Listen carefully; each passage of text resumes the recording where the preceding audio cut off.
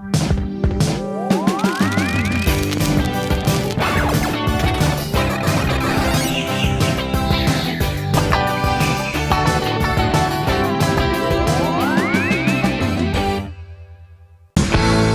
dia a insônia me convence que o céu faz tudo ficar infinito. E a solidão é a pretensão de quem fica escondido fazendo fita. Estamos, meu bem, por um triz do dia nascer feliz.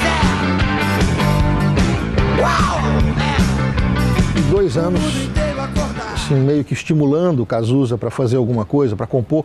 Desde que eu ouvi a primeira música dele, que era Down in Me, eu achei que era perfeita para uma primeira composição de um cara, né, sei lá, que ele tinha o quê, 20, 21 anos quando fez a música. Você Não Soube Me Amar foi enviada para um festival da Globo e foi barrada, assim. Aí um mês e meio depois a gente estourou total. Eu participava das gravações do Lulu iniciais, né? Ele me chamava para fazer um backing vocal ou uma flauta. O Lobão me chamou para fazer os backing vocals. Morávamos no mesmo prédio, como eu disse, né? Então o intercâmbio era muito fácil. E aí eu comecei a ver que eles estavam chegando realmente. Era exatamente aquilo, a voz que ia falar alto.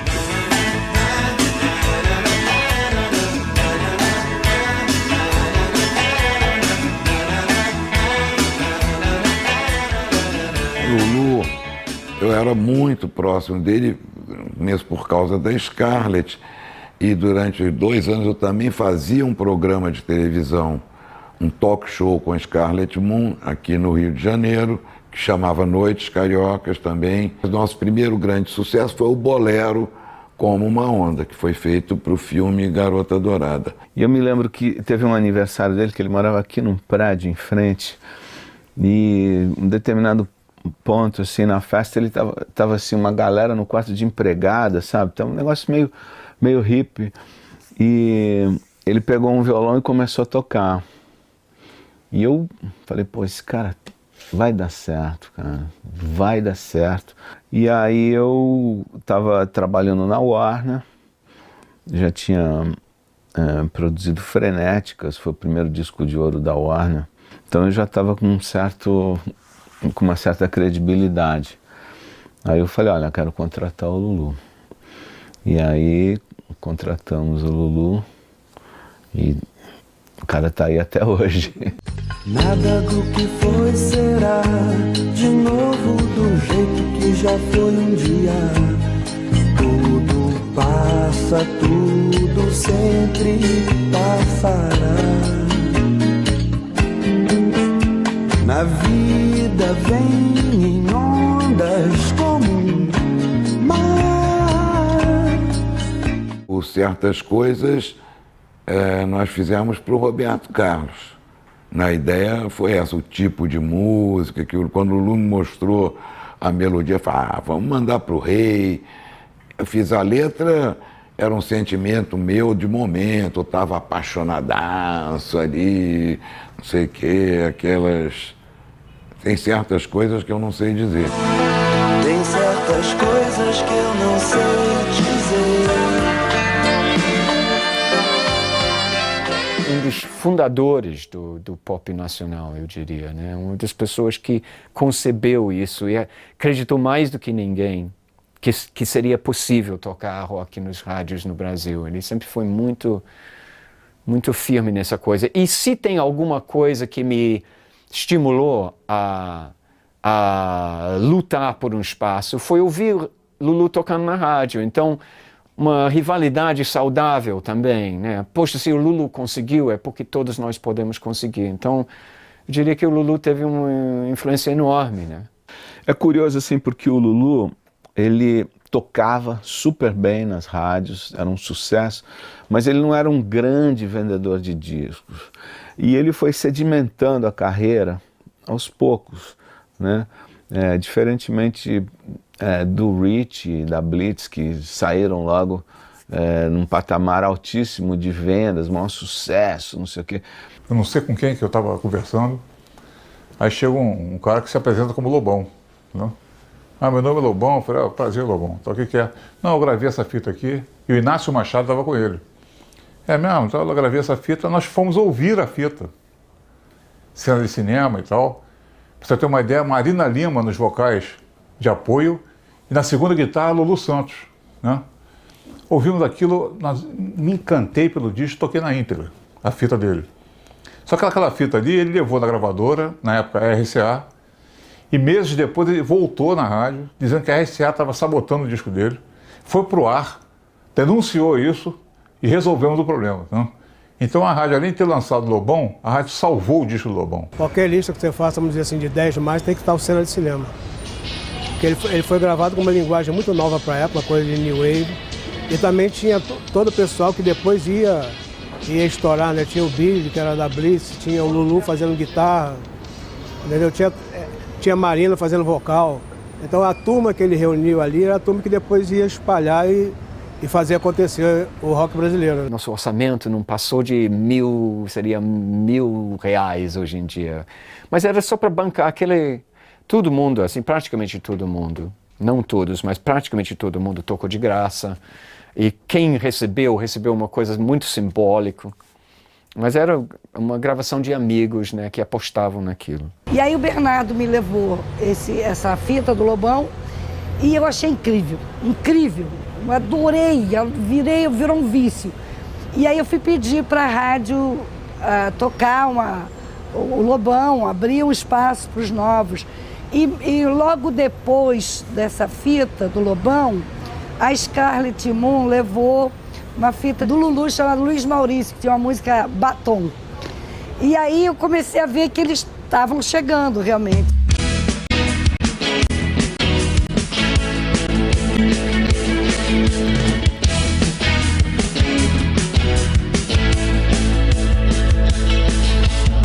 Tava queimando no meu carro a tal da gasolina.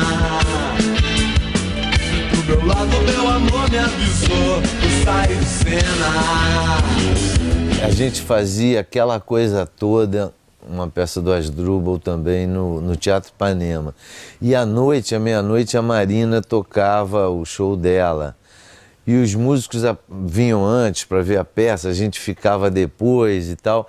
E nas montagens da aparelhagem de som, assim, a gente levava o violão e mostrava, pô, Lobão, olha essa música e tal. Antes da Marina chegar, ficava a gente levando um som e as músicas que eram feitas em violas, assim, ganhavam um arranjo de bateria, baixo, sax, guitarra, impressionante. A gente ficava, caramba, essa é aquela música que a gente fez e tal.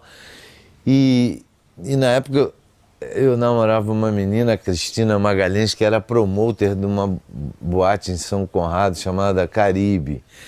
E ela falou, pô, tem um espaço lá, de um palco que a gente vai inaugurar, você não tem uma banda? Eu falei, tem. Aí liguei pro Lobão, pô, tá afim de tocar lá? Pô, vamos tocar lá e tal. E a gente ia ensaiar na casa do Lobão, que era ali em São Conrado. E passávamos sempre por uma patrulhinha que parava a gente e dava uma dura. E a gente chegava nessa adrenalina no ensaio, contando. Aí ela ligou, pô, qual o nome que eu boto no cartaz? Qual o nome da banda? E o Lobão falou, bota Blitz. Aí eu falei, porra, Blitz, polícia, a gente vem aqui na maior adrenalina. Mas o pessoal vai sentir na praia, vai ver aquela porrada sonora.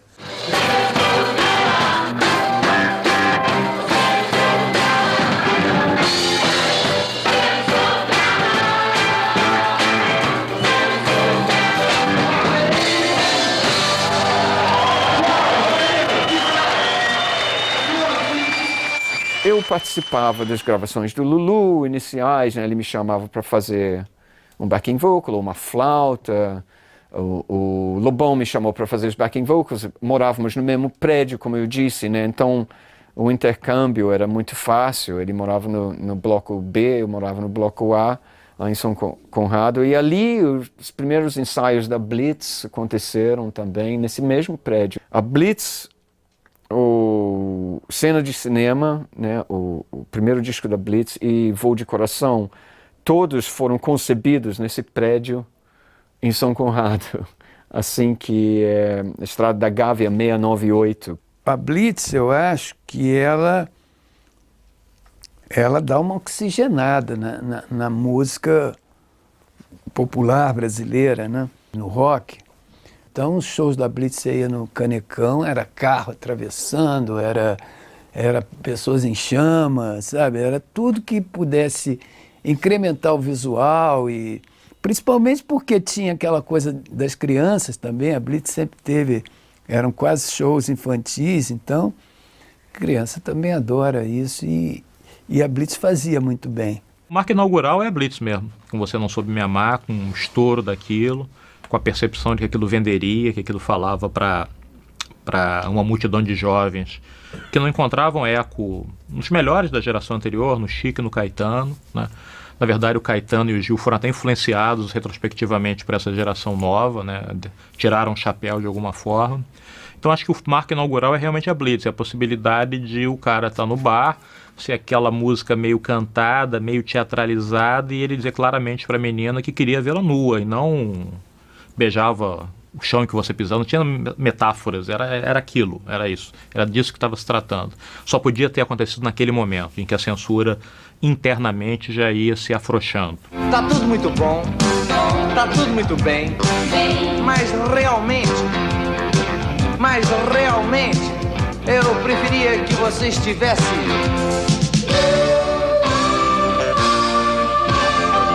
Você não soube me amar, você não soube me amar.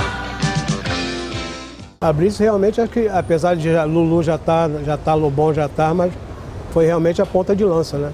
Tinha a parte visual, grande, pessoal muito bom, tinha a parte poética do Luiz Cigano, Mandoentes por Acaso Estrelados, que era de performance, né? E a própria música, que era uma música alegre e que falava o que a juventude queria escutar. E não um discurso político engajado e universitário da MPB, né? Então foi realmente uma porta de entrada. Eles meteram o pé na porta e escancararam. Você Não Soube Me Amar foi enviada para um festival da Globo e foi barrada, assim. Aí um mês e meio depois, a gente estourou total.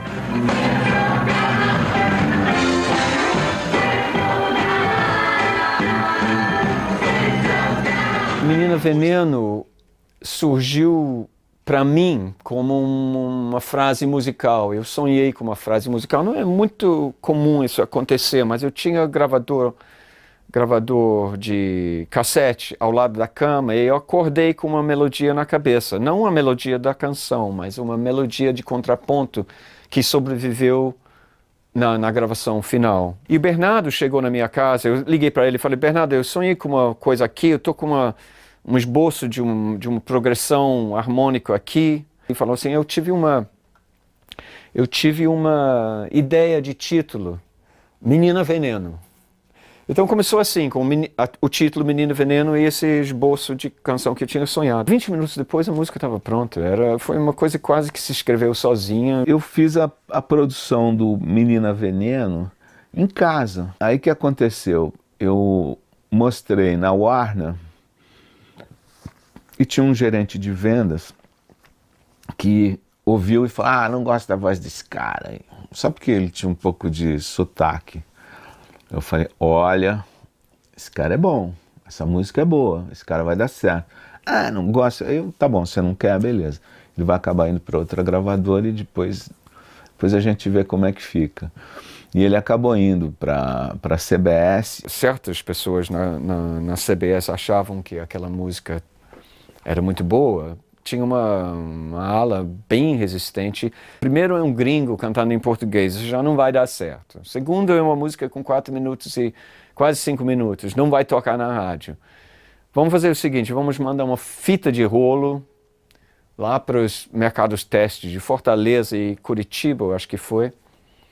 Dar uma sondada nas rádios, ver se eles tocariam caso fosse prensado, né? Só que quando o tal do Vevé, lá de Fortaleza, um dos divulgadores lá, ele levou na rádio e o cara ficou tão louco com a música que ele botou para tocar imediatamente. E furou todo o esquema do Sony, da CBS, desculpe, da época, né, de lançar a música. Ou seja, não tinha mais como segurar. Foi feito muito às pressas, uma prensagem, e vendeu 500 mil cópias em 3 semanas. Foi uma loucura. E veio descendo.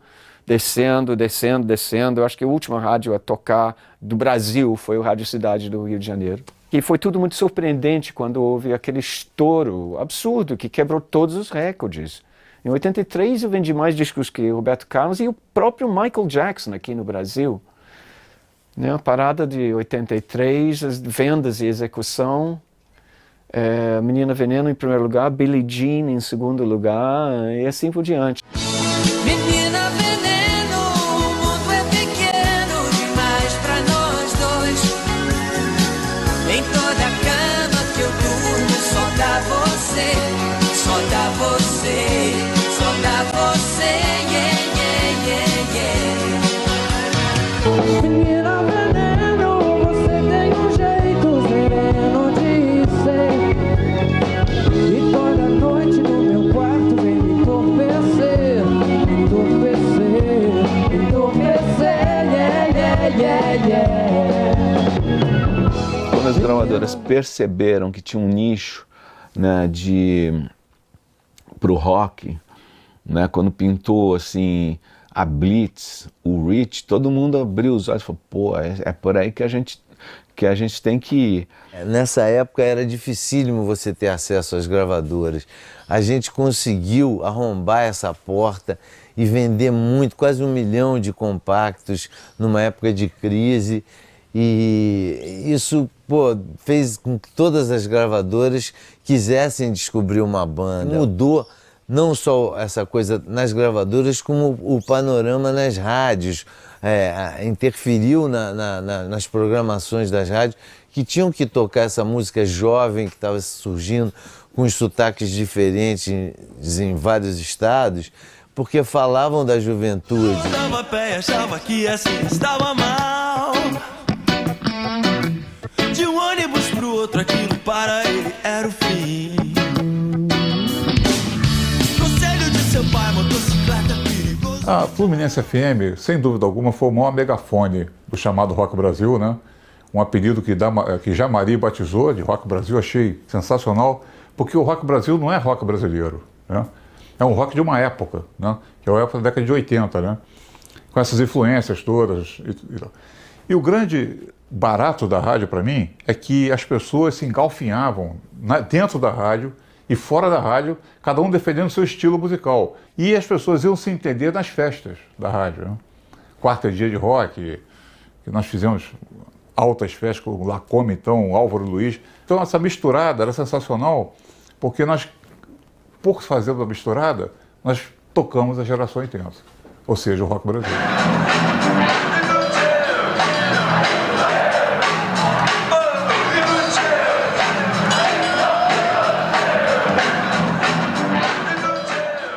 Todo mundo tocava na Rádio Fluminense. Bastava ter uma demo cassete, não precisava ter um disco. Direto de laboratório da Maldita. É o seguinte, é aqui que sai Por Onde do Rock, o programa que eu desserviço à comunidade, graças a Deus. Toca Live, aqui que sai Satisfaction, e aqui que sai Pergaminho também agora, tá saindo Folha Maldita. E você que tá aí, se tem uma banda feminina, telefona, entra em contato que nós vamos lá, ok? As bandas encaminhavam fitas para o Maurício e até o Hermano entregou então a fita do Vital e Sua Moto, gravada na casa da chamada Vovó Andina, que depois é uma música do Paralamas também, e os Paralamas arrastaram a Legião para dentro. E nesse mesmo, na mesma sequência também com o Maurício, veio o Biquíni Cavadão. Aí você vai ver, tem toda uma geração que começa do zero ali. A Blitz, por exemplo, eu conheci através de uma gravação feita em cassete no Circo Voador. O Circo Voador era do Arpoador. O cara levou lá Você Não Soube Me Amar, com o Lobão na bateria e tal. A gente mandou essa demo para o programa do Maurício Valadares, que o irmão do Ernest, já tinha um trânsito com o Maurício, porque o Maurício tocava tudo que era de avant-garde, né, na programação da rádio. O cara que tocou pela primeira vez o U2 no Brasil e tudo. Eu acho que se não fosse os Paralamas, talvez não existiria Legião Urbana, não sei. Em 82, quando eles lançaram o compacto, foi assim, uau! Né? Foi tipo algo que me encheu de ânimo e força. Eu falei assim, caramba, um disco, né? Você tem um disco de uma banda, assim, em geral era uma banda, enfim, grandes artistas, né? E estavam lá os meus amigos virando grandes artistas, né? Então era tipo, poxa, que incrível. A Rádio Fluminense foi a maternidade de várias bandas. Ela foi a mãe de bandas como Paralamas, Kid de Abelha, Legião Urbana, Plebe Rude e o Biquíni Cavadão. O Circo Voador é o pai, entendeu? O Circo Voador foi o nosso primeiro show, o primeiro show profissional do Biquíni. Até então a gente só tinha tocado em colégio. O circo foi desmontado no Arpoador em 2 meses depois que ele foi montado. Então eu achei que a gente tinha que fortalecer o voador, o conceito do circo. No Arpoador a gente fez uma ou duas vezes, tocamos, inclusive tocamos com a Blitz. Não tinha nem palco. Era parecido assim, mas não tinha nem palco.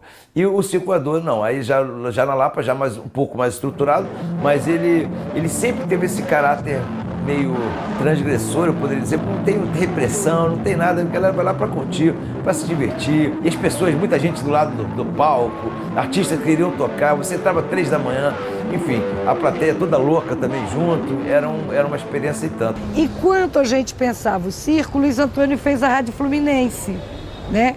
Então eu já tinha bastante intimidade com a rádio, de ouvir muito e ouvir as bandas. E eu comecei a listar as bandas que ele tinha e as bandas que eu conhecia. Assim, para o rock nacional foi importantíssimo ter um lugar para você mostrar para o grande público, né, que era a Rádio Fluminense, e um lugar para você se apresentar ao vivo, porque também não adianta você fazer músicas e não tocar, as pessoas não iam conhecer a banda.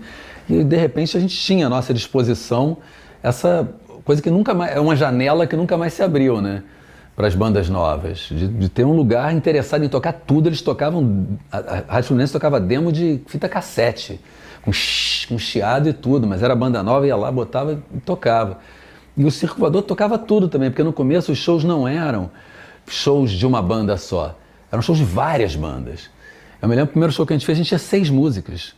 A gente tocou as 6 músicas, acabou o show, mas naquele dia tinha Macalé, tinha Zé da Gaita, tinha várias bandas. Então a gente não precisava ter um show inteiro. Existiam as bandas, existia um lugar, existia uma rádio e também existia a imprensa, que começou também a tocar o tambor, né? A rádio mostrava as músicas, eu, Ana Maria Baiano, Tom Leão, a gente tocava o tambor e fomos amplificando o negócio. Foi rápido. Foi rápido porque havia uma necessidade muito grande para aquilo naquele momento. Quer dizer, era o que as pessoas estavam querendo, estavam esperando.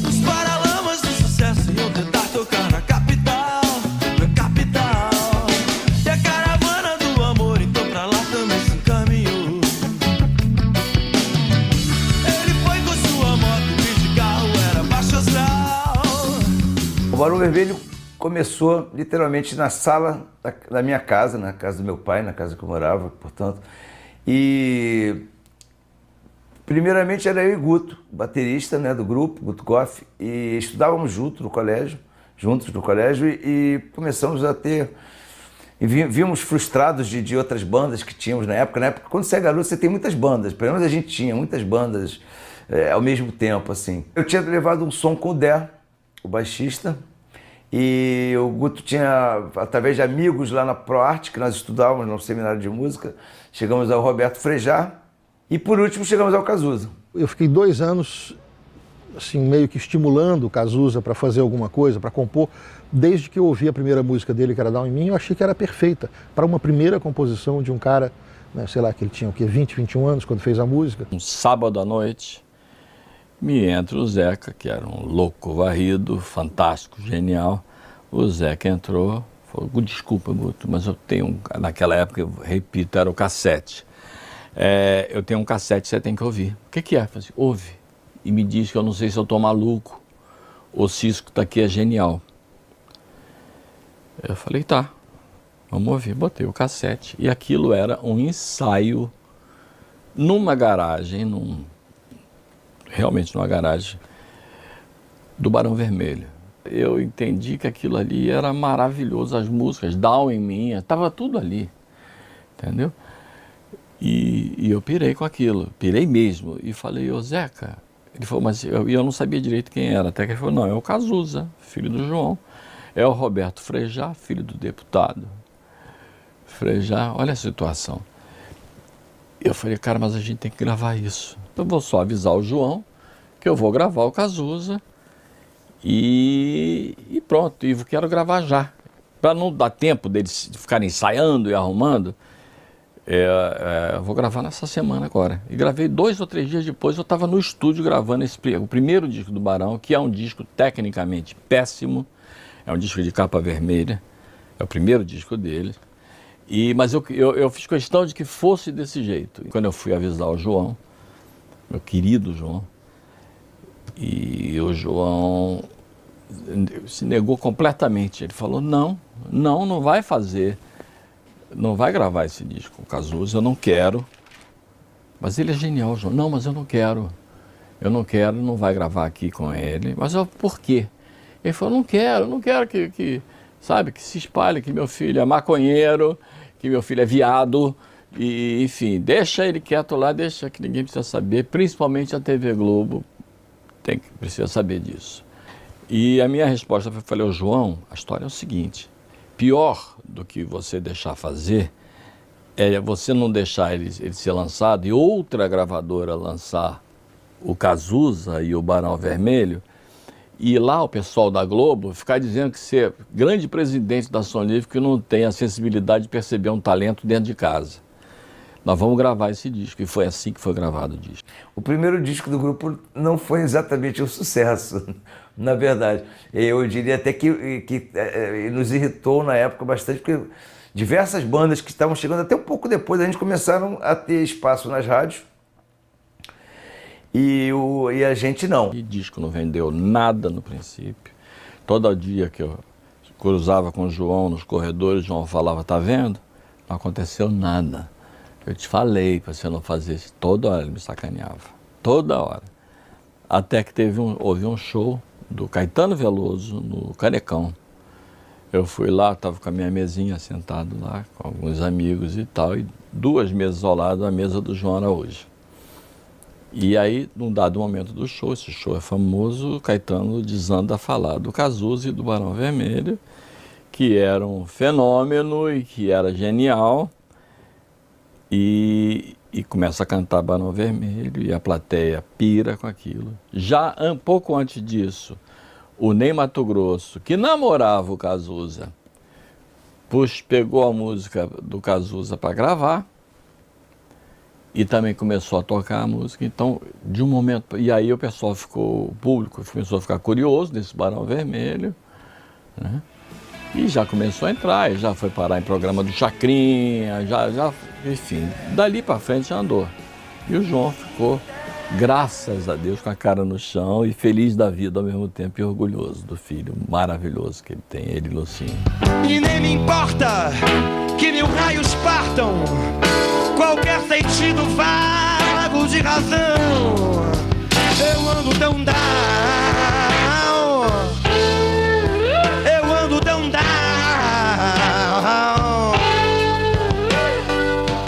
Outra vez vou te gritar, vou te cantar, te relocar do bar. E as paredes do meu quarto vão assistir comigo a versão nova de uma velha história. E quando o sol vier socar a minha cara, com certeza você já foi embora. Eu ando tão down.